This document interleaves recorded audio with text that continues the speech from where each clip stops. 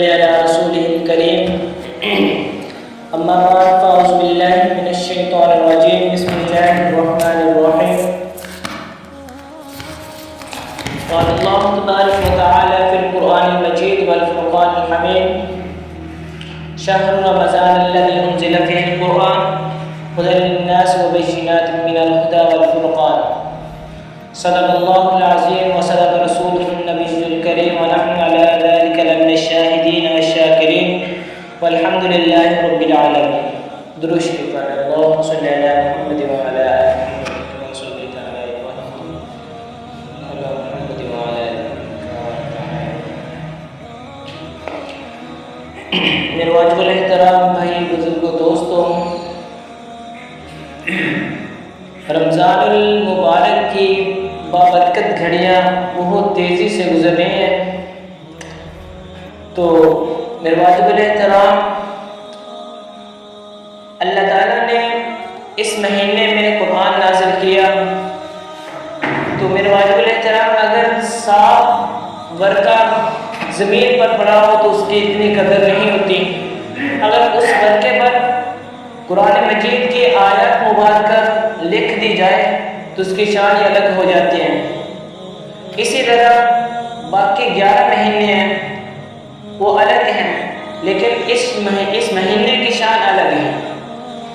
اس مہینے میں اللہ تعالیٰ نے قرآن مجید نازل کیا، شہر رمضان الذی انزل فیہ القرآن ھدی للناس وبینات من الھدی والفرقان. میرے واجب الاحترام اگر بندہ غیر رمضان میں الف لام میم قرآن مجید فرقان حمید کی ایک آیت مبارکہ پڑھتا ہے، 1-2 الفاظ کہتا ہے، تو اس کے بدلے میں ہر لفظ کے بدلے اس کو 10 نیکی ملتی ہیں.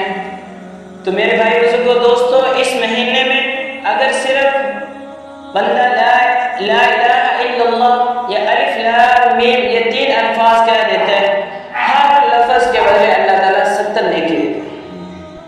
میرے واجب الاحترام بہت برکتوں والا مہینہ ہے. اس مہینے میں کثرت سے نیکی کرنی چاہیے اور کثرت سے استغفار بھی کرنا چاہیے. علماء کرام فرماتے ہیں 4 چیزوں کی زیادہ کرنی چاہیے کہ پہلے نمبر پر نیکی زیادہ کرنی چاہیے، دوسرے نمبر پر استغفار کی کثرت کرنی چاہیے، تیسرے نمبر پر جنت کی طلب کرنی چاہیے، چوتھے نمبر پر جہنم سے پناہ.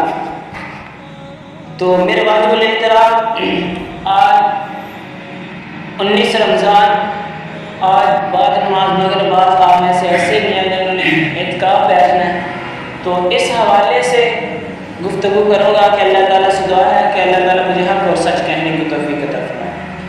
میرے واجب الاحترام اعتکاف سے متعلق میں آپ حضرات کے سامنے کچھ مسائل بیان کروں گا. پہلے نمبر پر اعتکاف کرنے والا جو اعتکاف کرنا چاہتا ہے تو سب سے پہلے اعتکاف کرنے والے آدمی کو چاہیے کہ مسجد کا جو متولی ہے اس سے پوچھے کہ بھائی یہ مسجد ہے، اس کی حدود کہاں سے کہاں تک ہے. وہ اچھی طرح اعتکاف کرنے والے کو معلوم ہونی چاہیے. دوسرے نمبر پر مسجد سے مراد خاص وہ حصہ زمین ہے جو نماز کے لیے تیار کیا گیا ہو، یعنی اندر کا کمرہ، برآمدہ اور صحن. باقی جو حصہ اس سے خارج ہو وہ مسجد کے حکم میں نہیں. خاص ضروریات مسجد ہی کے لیے وقف ہو، جیسے امام صاحب کا حجرہ ہو گیا، اور مسجد سے پرہیز یعنی کہ بعض ہوتا ہے مسجد کے ساتھ ایک کمرہ ہوتا ہے وہ مدرسہ ہوتا ہے، یہ ہو گیا. اور تیسرے نمبر پر جنازہ گاہ، وضو خانہ، غسل خانہ، استنجا خانہ، یہ تمام جگہ مسجد سے خارج ہیں. اگر اعتکاف کرنے والے نے بلا ضرورت ان میں سے قدم رکھا تو اعتکاف اس کا ٹوٹ جائے گا. تیسرے نمبر پر مسجد کی حدود سے باہر نکلنے کا حکم. مسجد کی حدود سے باہر نکلنے کا حکم یہ ہے کہ اس وقت لگے گا جب دونوں پاؤں مسجد سے باہر ہوں. صرف سر باہر نکالنے سے اعتکاف نہیں ٹوٹے گا. جب تک بندہ مکمل طور پر باہر نہ نکلا ہے. اگر ایک پاؤں بھی باہر نکال دیا تب بھی اس کا اعتکاف نہیں ٹوٹے گا. اگر سر نکال دیا جیسے کہ تھوک وغیرہ بات پھینک ہو تب بھی اعتکاف نہیں. جب مکمل نکل گیا مسجد سے اعتکاف ٹوٹ جائے گا. چوتھے نمبر پر مسجد کی چھت کا وہی حکم ہے جو مسجد کا ہے. اسی طرح مسجد کی کئی منزل بعض ہوتا ہے کہ 2 منزلیں 3 منزلیں ہوتی ہیں. اوپر نیچے کی تمام منزلیں ان سب کا ایک ہی حکم ہے. معتکف جب سب میں آ جا سکتا ہے بشرطے کہ آنے جانے کی سیڑھیاں جو ہوتی ہے وہ مسجد کے حدود میں مسجد سے باہر نہ. 5ویں نمبر پر سر مسجد سے باہر نکال کر اور داڑھی وغیرہ دھونا بھی جائز ہے، خواہ خود دھوئے یا کسی سے دھلوائے.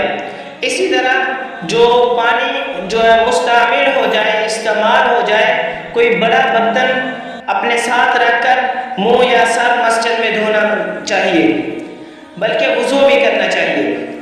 تو کوئی مذائقہ نہیں، بشرطے کہ شرط یہ ہے کہ اگر آپ مسجد میں چاہے داڑھی دھو رہے ہیں یا وضو کر رہے ہیں تو شرط یہ ہے کہ آپ اس کا جو مستعمل ہوا پانی ہے وہ مسجد میں نہ گرے.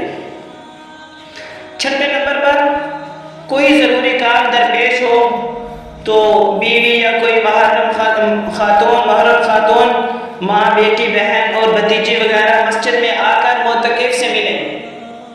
اگر کوئی بندہ اعتکاف کر رہا ہے اس کی بیوی آ گئی یا اس کا بیٹا آ گیا اس کے والدہ آ گئی اگر ملنا چاہتا ہے تو لیکن اس کے لیے ضروری ہے ایسے وقت میں جب مسجد میں عام لوگ نہ اور پردے کے ساتھ آئے. اس موقع پر اگر کوئی اجنبی شخص دیکھ لے غیر بندہ دیکھ لے تو وہ اعتکاف کرنے والا فوراً اس کو بتا دے کہ بھائی یہ میری والدہ ہے میری بیوی ہے یا نہیں، تاکہ اس کے ذہن میں برے خیالات نہ ہوں، اس کے ذہن میں بدگمانی پیدا نہ ہو. 7ویں نمبر پر بلغم ڈالنے یا ناک صاف کرنے کے لیے مسجد سے نکلنا جائز نہیں. بوقت ضرورت اس مقصد کے لیے معتکف جو اعتکاف کرنے والا ہے اس کو چاہیے کہ اگال دان جو ہوتا ہے وہ مسجد میں رکھے یا مسجد میں ہی کھڑے ہو کر بلغم جیسے کہ کھڑکی وغیرہ ہوتی ہے باہر سر نکال کر پھینک دے. اس طرح کے اعتکاف نہیں ٹوٹے. 8ویں نمبر پر جو بندہ اعتکاف کر رہا ہے اگر قضاء حاجت کے لیے نکلا لیکن بیت الخلا خالی نہیں تھا، اگر پیشاب وغیرہ آ گیا تو واش روم کی طرف جاتا ہے، وہاں کیا دیکھتا ہے کہ وہ خالی نہیں ہے، پہلے بندے یعنی کہ اس میں ہے، تو اس بندے کو چاہیے جو اعتکاف کرنے والا ہے تو وہیں کھڑا رہے، انتظار اس کے لیے کرنا درست ہے، اس سے اعتکاف فاسد نہ ہوگا. 9ویں نمبر پر عشرہ اخیرہ میں رمضان کا مسنون اعتکاف ٹوٹ جائے تو صرف اس دن کی قضا واجب ہے جس دن اعتکاف ٹوٹا. اعتکاف ٹوٹنے کے بعد یہ اعتکاف نفل ہو جائے گا. ایک دن کی قضا چاہے رمضان ہی میں کر لے یا رمضان کے بعد نفل روزہ کے ساتھ کرے. ایک دن کی قضا میں رات و دن دونوں کی قضا واجب ہے یا صرف دن کی. تو اعتکاف دن میں فاسد ہوا تو بندے کو چاہیے کہ صرف دن کی قضا واجب ہوگی. تو کیسے قضا کرے گا؟ صبح صادق سے پہلے شروع کرے گا کر کے غروب آفتاب تک وہ مسجد میں ٹھہرے گا. اگر رات میں اعتکاف حاصل ہوا تو رات اور دن دونوں کی قضا واجب ہے. غروب آفتاب سے قبل پہلے شروع کر کے دوسرے دن کے غروب کے بعد ختم کرے گا. وآخر دعوانا ان الحمدللہ رب العالمین. بسم اللہ. قضاء حاجت ہے